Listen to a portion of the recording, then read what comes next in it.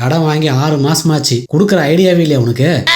கடன் வாங்கி 6 மாசம் தானே ஆகுது, 6 வருஷம் ஆகுது. மனு வச்சில் கொடுக்காதடா, கோர்ட்ல கேஸ் போட்டுருண்டா. நீ எல்லாம் நல்லா வருவடா, நல்லா வரு.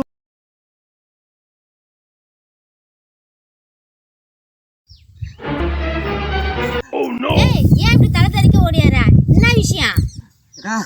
அது ஏன் கேக்குற? காட்டு பண்ணி ஒண்ணு என்ன துரத்தினே வந்தது. உயிரை கையால புடிச்சுன்னு ஓடி வந்துனுக்குறேன். அட பாவி, காட்டு பண்ணி கடிச்சதுன்னா நல்லா புடிச்சு அடிச்சு அதை தூக்கின்னு வரத விட்டுவிட்டு இப்படி ஓடியாரியே நீ.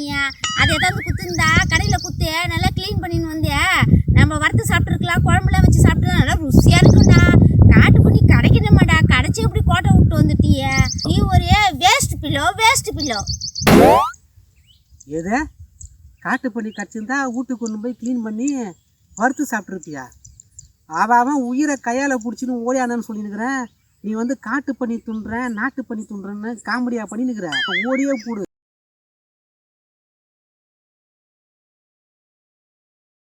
அந்த கனகாவை சைட் வச்சிருந்தே, அது என்னாச்சு? கண்ணு சரியில்லைன்ட்டு கைட்டி விட்டேன். அந்த மோகனாவை சைட் வச்சிருந்தே, அது என்னாச்சு? மூக்கு சரியில்லைன்ட்டு கைட்டி விட்டேன். அந்த கலாவை சைட் வச்சிருந்தே, அது என்னாச்சு? காது சரியில்லைன்னு கைட்டி விட்டேன். அப்ப வனிதாவை சைட் வச்சிருந்தே, அது என்னாச்சு? வாய் சரியில்லைன்ட்டு கைட்டி விட்டேன். ஆமா, அந்த உஷாவை நீ சைட் வச்சிருந்தே, அது என்னாச்சு?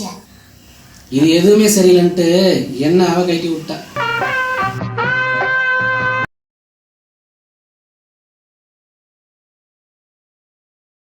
கடவுள் ஒரு நாள் என்ன கண் திறந்து பார்க்காமையா போயிடுவாரு? அவர் உன்னை கண்ணை திறந்து பார்த்தாருன்னா அவருக்கு இருக்கிற வேலையே போயிடுமே.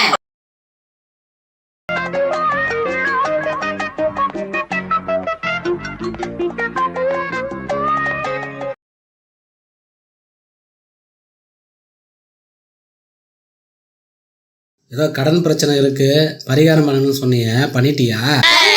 வாங்கி போட்டா கடன் பிரச்சனை சரியாகும்னு சொன்னாங்க. அதனால 10,000 ரூபாய் கடன் வாங்கி கருங்கால மாலையை வாங்கி போட்டுக்கினேன்.